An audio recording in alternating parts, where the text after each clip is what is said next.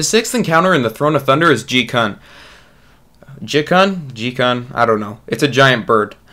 Ji'Kun is a single-phase fight where you'll have to fight both the boss and the adds. There are also 5 nests located around the area. In each nest you'll find exactly what you'd think: eggs. These eggs will spawn hatchlings at certain points in the fight. After a certain amount of time, the hatchlings will become more powerful, called fledglings, who will gradually lay another egg called the mature egg of Ji'Kun, which spawns an add called a juvenile. So let's just go over the boss's abilities first.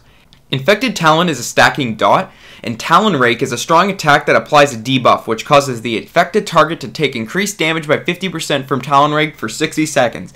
Tanks will need to swap on 2 sacks. Downdraft is casted every 2 minutes, and it pushes everyone back away from the boss for about 8 seconds. Obviously, to counter this, you need to run away from the boss. If by some chance you couldn't stop from falling off, you'll just be slowly brought back up to the platform. Caw is a hard-hitting ability that the boss regularly uses. This sends out a wave at a location of a random raider. Have the raids spread out to minimize damage. 2 people are targeted in 10-man, and then 5 in 25-man, which deals damage to everyone within 8 yards. Quills is a raid-wide attack that is channeled for 8 seconds every 60 seconds. This deals a lot of damage to everyone on the platform and the people in the nests. This will need to be healed through. But now we're going to move on to the nest portion of the fight. You're going to need a healer and 2 DPS to start cracking eggs. During this time, the boss will use an ability called Feed Young. She will normally use this on her adds, where they will eat for about 10 seconds. If the hatchlings finish, they'll become fledglings. If there are no adds in the nest, then the boss will use it on the main platform. The boss will also use this on the main platform when she attempts to feed the upper nests. This will leave a green void zone on the ground. Standing in the zone for 3 seconds makes it go away. But this causes the player to become slimed, taking damage over time and taking more damage from any other stacks of slime, but also buffing the player.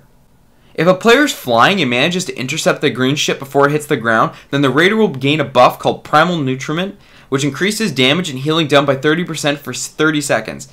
Then another 10% for each stack. I'll explain the flying stuff in a second. So to clarify, there are actually 2 sets of nests. There's the lower nests and the upper nests.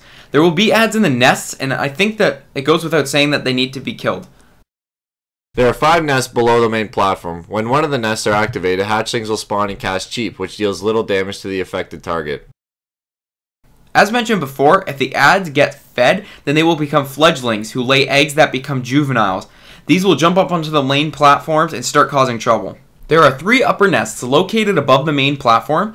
There aren't hatchlings on these platforms, but mature eggs of Ji'Kun. These eggs hatch over 20 seconds and will spawn juveniles. Juveniles won't drop feathers when they die, by the way.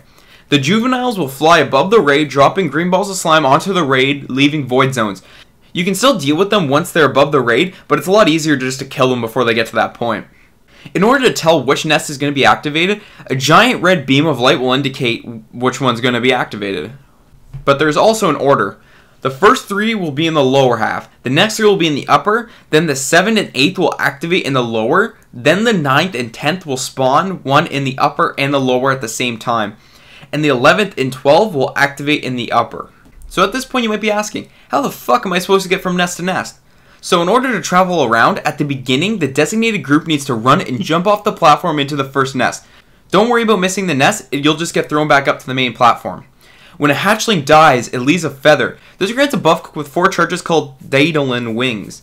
When this is activated, players will have an extra action button called Flight. This is what allows players to fly for 10 seconds, but it's actually on a 15-second cooldown, so actually grabbing the feather will actually also apply a 1-minute debuff called Lesson of Icarus, which prevents picking up more feathers.